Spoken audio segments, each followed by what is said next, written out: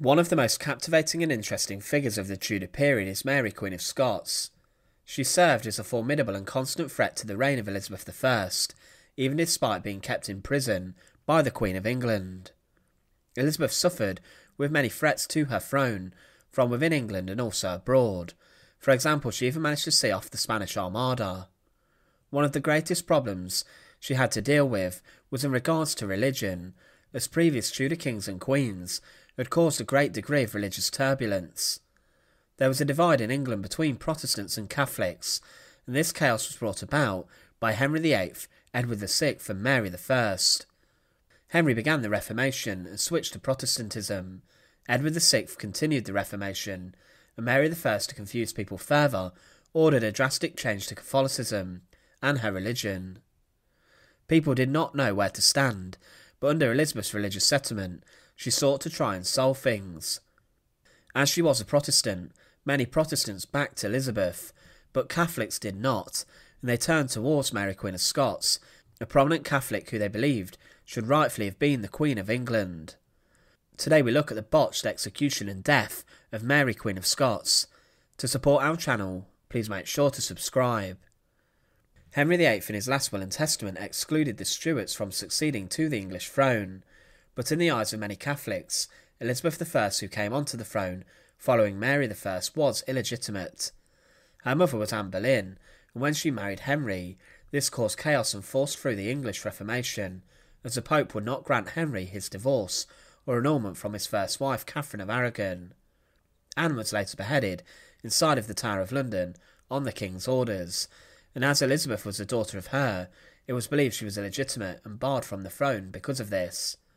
Catholics believed that Mary Stuart, the Scottish Queen, and also the rightful Queen of Scotland, being the most senior legitimate descendant of Henry VII, through her grandmother Margaret Tudor, was the rightful Queen of England. Mary, through her turbulent and tragic love life, was eventually driven out of Scotland, as there was much treachery and plotting against her.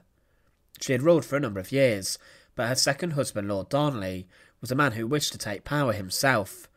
He was deemed weak and with no authority, and he became jealous of Mary's closeness with her secretary David Rizzio, and then had him murdered in front of the 6-month pregnant Mary in bloody scenes.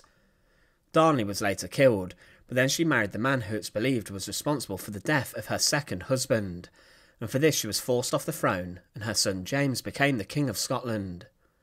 Mary was imprisoned in a castle in Scotland, but in May 1568 she managed to escape and flee to England.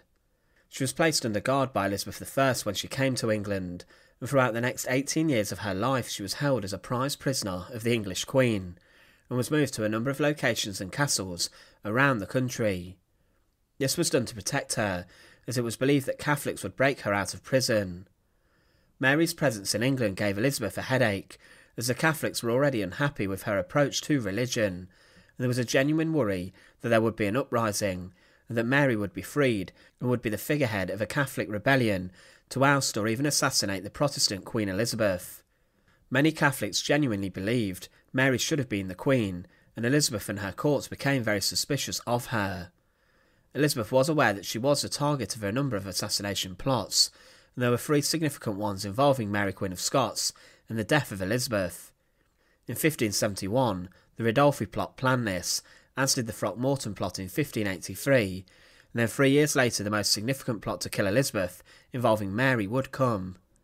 The Babington Plot, led by Anthony Babington, planned to break Mary out of prison, and then put her on the throne of England by also assassinating Elizabeth I. Mary and Babington wrote letters to each other, discussing the plan, and Mary subsequently gave her permission for the plan to go ahead. But these letters were intercepted by Francis Walsingham, Elizabeth I's spy master, and Mary's involvement in the plan could not be disputed.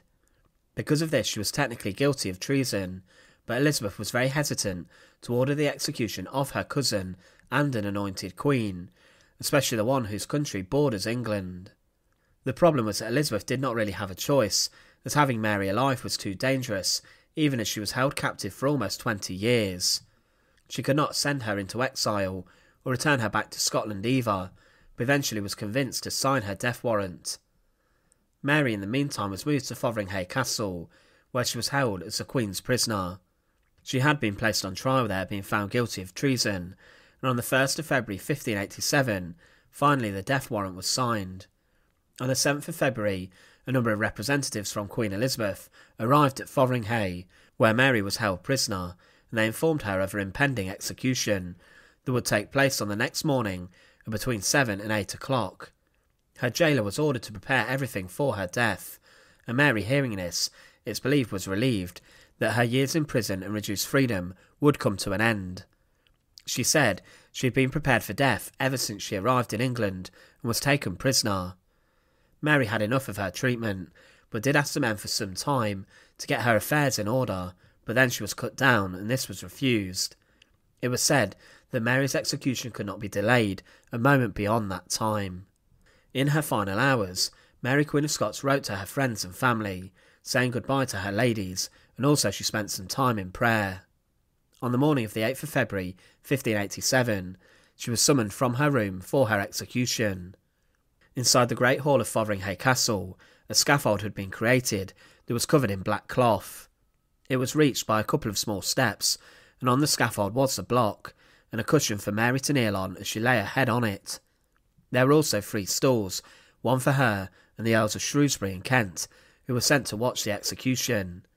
Mary, when she entered Fotheringhay's great hall, entered full of majesty and grace, as if she was attending a ball or dance, and not her own death. As she got close to the scaffold, she asked for help climbing up the stairs, and then she asked officers to allow her priest to remain with her, but this was refused. She was offered a Protestant minister, but this was seen by Mary as a final insult to her wishes and her faith. She was advised to carry the cross of Christ in her heart rather than in her hand, and she prayed that England and Scotland would be converted to the Catholic Church once more. Mary then summoned her ladies-in-waiting to help her prepare for her final moments. She had her ladies remove her black veil, her headdress and other jewellery.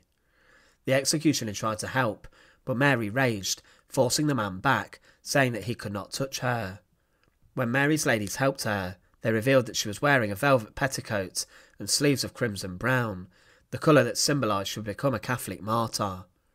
Her executioner, a man named Bull, and his assistant, as was customary, then begged for Mary's forgiveness, and the Queen granted him this, and she hoped that any sins she had would be forgiven by God. She wore a golden crucifix, which was allegedly made from wood from the true cross, and she wished to give this to one of her ladies, but the executioner prevented this. She then told her ladies to go, and made the sign of the cross to them. They were all distressed, and one in particular burst into tears, but Mary reassured her, and then they were told to go and pray for Mary's soul. Jane Kennedy, one of her ladies, then gave the Queen of Scots a white handkerchief and blindfolded Mary. She then briskly knelt down at the block and said, "Into thy hands, O Lord, I commend thy spirit," in Latin, and then Mary stretched out her arms, giving the executioner the sign that she was ready to die. Mary's execution did not go as planned. Inside of the great hall of Fotheringhay Castle, the executioner made a mess of Mary's death. She was not beheaded with one strike of the axe. The first blow came crushing down from the axe and missed her neck, and instead struck the back of her head, causing a terrible wound to her skull. The second strike from the axe almost severed her neck completely, apart from a small piece of sinew that held her head still to her body. Following this, the executioner then cut through the sinew like a saw with his axe, and he then held Mary Queen of Scots' head to the crowd. As he held it up, he said, "God save the Queen," but Mary's auburn hair he was holding was in fact a wig. With this, Mary's head fell from the air onto the floor, with the executioner holding the wig. It was said that Mary actually had very short grey hair, and her head rolled towards the edge of the scaffold. It was noted that her lips stirred up and down for a quarter of an hour after her head was cut off. After the beheading of Mary, anything that belonged to the Queen or was touched by her was burned inside the fireplace of the Great Hall, to prevent any relics being collected from her. After hearing that the execution had gone ahead, Elizabeth I was raging and furious, and she greatly regretted the death of Mary until the day she died. Mary's body was embalmed and left in a lead coffin, before being buried in a Protestant service inside of Peterborough Cathedral. The Protestant service would have been against Mary's wishes, but her body was later exhumed and reinterred during the reign of her son as King of England and Scotland, and it was placed in Westminster Abbey, opposite the tomb of Elizabeth I. The execution of Mary Queen of Scots was a botched one, in which the executioner performed his office poorly. The event was very shocking, as one queen had ordered the death and signed off on the execution of another anointed queen. In a time in which many people believed that monarchs were sent by God to rule, this was seen as Elizabeth executing someone sent by God to rule over people. But what was clear was the fact that Mary did in fact comply with plots to break her out of prison, and agreed to plots to overthrow Elizabeth. Yes, this is treason, but it's believed because of the desperation and frustration she had being imprisoned for almost 2 decades that Mary complied with this. Mary Queen of Scots was probably desperate to secure her freedom, something of which Elizabeth I would never grant her. Once again, thanks for watching. To support our channel, please make sure to subscribe, and once again, thank you so much for watching.